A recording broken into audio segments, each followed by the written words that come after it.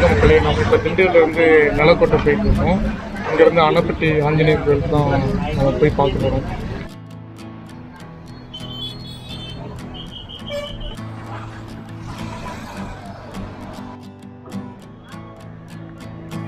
இருக்கிற இடம் பார்த்தீங்கன்னா நிலக்கோட்டை பஸ் ஸ்டாண்டு. இங்கேருந்து வெளியில் ஒரு 100 மீட்டர் வெளியே போனோம் அப்படின்னா ஆட்டோ அல்லது பஸ் வரும் அணைப்பட்டி ஆஞ்சநேயர் கோயிலுக்கு. ஸோ நம்ம இந்த பஸ் ஸ்டாண்ட்லேருந்து இப்போ வெளியே போக போகிறோம்.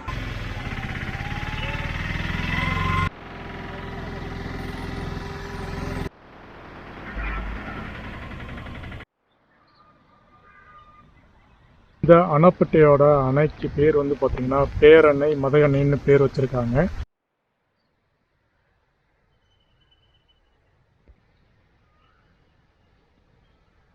அணைப்பட்டி ஆஞ்சநேயர் கோயிலுக்கு வந்திருக்கோம். இந்த கோயில் என்ன விசேஷம்னு பார்த்தீங்கன்னா திண்டுக்கல் மாவட்டத்திலே ரொம்ப ஃபேமஸான ஒரு கோயில். இந்த கோயிலுக்கு எப்படி போகணும் அப்படிங்கிறதுன்னு பார்த்தீங்கன்னா திண்டுக்கல் பஸ் ஸ்டாண்ட்லேருந்து நிலக்கோட்டை போகணும். நிலக்கோட்டையிலேருந்து அணைப்பட்டி அப்படின்ற ஊருக்கு நம்ம போகணும். அங்கேருந்து ஒரு பிரிட்ஜ் இருக்கும், ஆறு இருக்கும். ஸோ அதை கடந்து போனோம்னா அணைப்பட்டி ஆஞ்சநேயர் கோயில் வந்துடும். என்ன அப்படின்னா கிட்டத்தட்ட ஒரு 30 கிலோமீட்டர் திண்டுக்கல்லேருந்து அணைப்பட்டி வரைக்கும் 25லேருந்து ஒரு 30 கிலோமீட்டர் வரும். 1.5 மணி நேரம் ட்ராவல், அதாவது திண்டுக்கல் டு அணைப்பட்டி வரைக்குமே ஆகும்.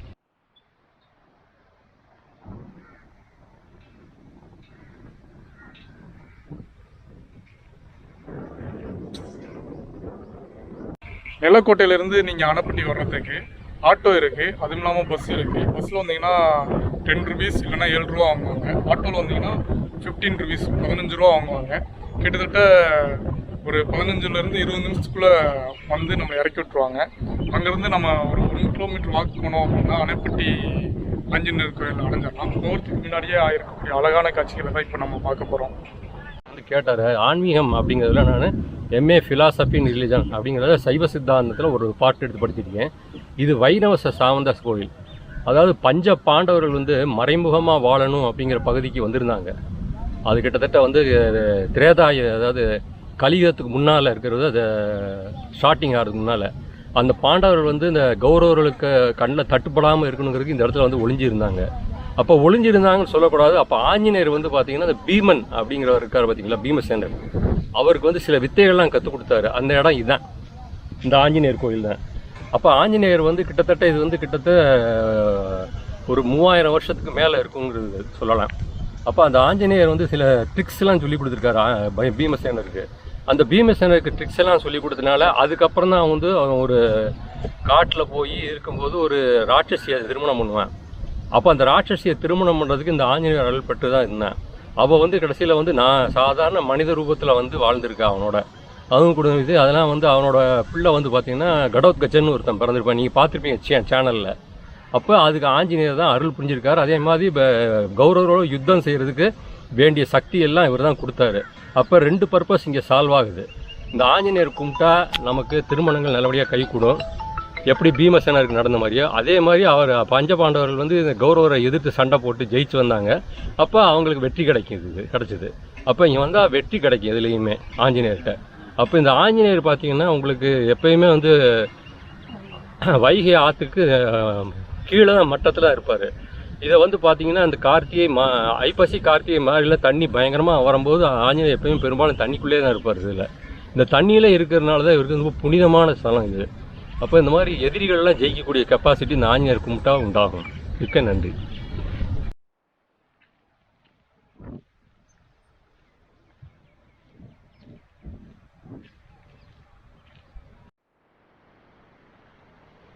அணைப்பட்டி பஸ் ஸ்டாப்லேருந்து 1 கிலோமீட்டர் நம்ம நடந்து போனோம்.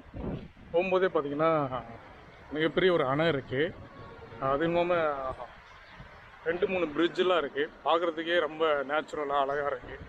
இதுவே வந்து ஒரு மிகப்பெரிய லொக்கேஷன் இருக்குது. இந்த டைம் அதுவும் நான் வந்திருக்கேன் பார்த்திங்கன்னா 3:50 டைம். மேகமூட்டமாக இருக்குது. ஸோ கிளைமேட் ரொம்ப நல்லா ஜாலியாக கூலாக இருக்குது. காமனாக க்ரீன்ஃபுல்லாக இருக்குது பார்க்குறதுக்கு. இது வந்து வைகை ஆறுன்னு சொல்லுவாங்க. இதனால தான் மிகப்பெரிய அணை இருக்கிறனால தான் இது அணைப்பட்டி அப்படின்னு பேர் ஆகிடுச்சுன்னு சொல்ல. அந்த பிரிட்ஜெலாம் இப்போ தான் சமீபத்தில் தான் கட்டியிருக்காங்க. ஒரு 20 வருஷத்துக்கு முன்னாடியே இருக்கலாம். அதுக்கு முன்னாடிலாம் இந்த அணை தான் இருந்திருக்கு. ஒரு பழைய பிரிட்ஜு ஒன்று இருந்திருக்கு. ஸோ இந்த ரோடு நான் நடந்துட்டுருக்கு இல்லையா, இந்த ரோட்டில் தான் அந்த கோயிலுக்கே போயிருக்காங்க. அது வந்து புதுசாக தான் கட்டியிருக்காங்க அதுக்கப்புறம். ஆனால் ஸ்டார்டிங்கில் ரொம்ப பழைய காலம்னு சொல்லுவோம் இல்லையா, ஸோ அப்போ வந்து இந்த அணையை கட்டியிருக்காங்க. அதுக்கு முன்னாடி ஒரு பிரிட்ஜு கட்டியிருக்காங்க. இதுதான் வந்து இந்த பழைய வழி. ஸோ இங்கே வந்து பார்த்திங்கன்னா பார்க்கவே நல்லா செம்மையாக இருக்குது. ஒரு மிகப்பெரிய அணையாக தான் இருக்குது.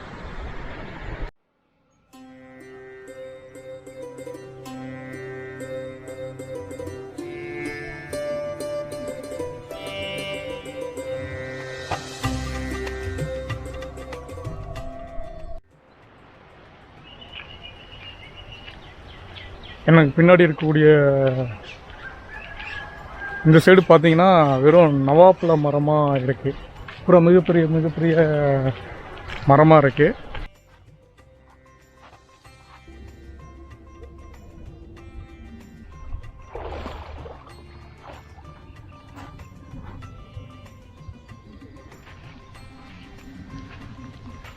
வந்தோடனே ஆற்றுல குளிச்சாச்சு. குளிச்சுட்டு அடுத்து நம்ம கோயிலில் போய் சாமி கும்பிட்டு கிளம்ப வேண்டியதான். ஸோ அணைப்பட்டிக்கு வரணுன்ட்டு நீங்கள் நினச்சிங்கன்னா இந்த வீடியோ கண்டிப்பாக உங்களுக்கு யூஸ்ஃபுல்லாக இருக்கும்னு நான் நம்புகிறேன்.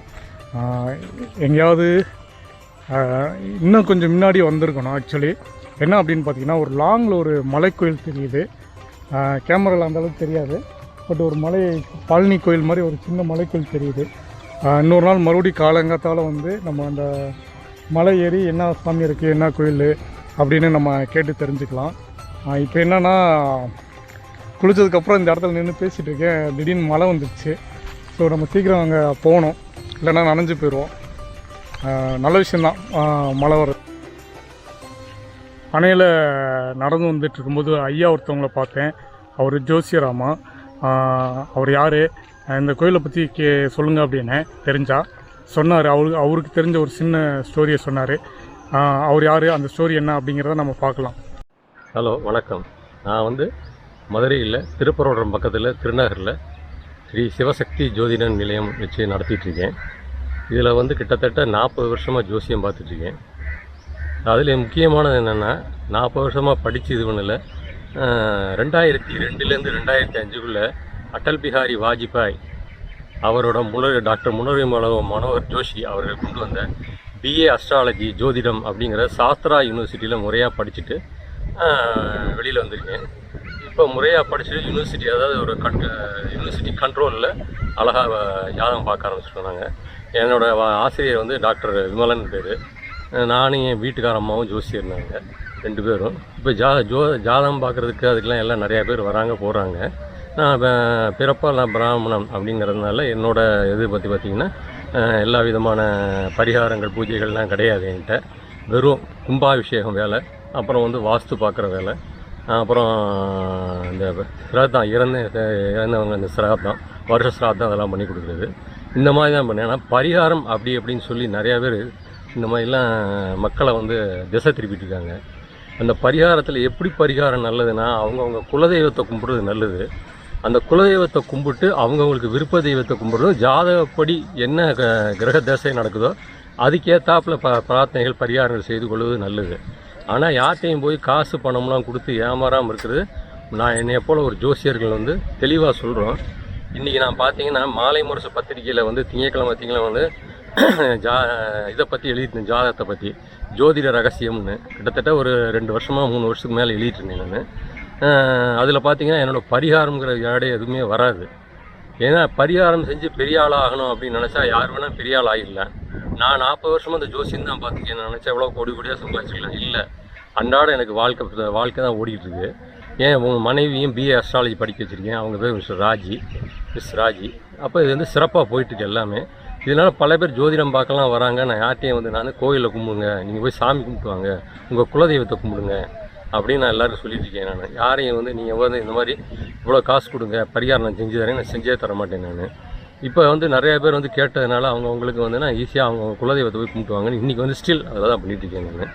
இதில் எனக்கு பார்த்தீங்கன்னா இலங்கையிலேருந்துலாம் பத்திரிகையெல்லாம் கூப்பிட்டு என்னை வந்து எழுத சொன்னாங்க. அதுவும் எழுதிட்டு இருந்தேன் நான். சில சேனல்களில் போய் என்னால் வந்து இது பண்ண முடியல, என்னோட பிகாஸ் ஆஃப் ஏஜ் வார்.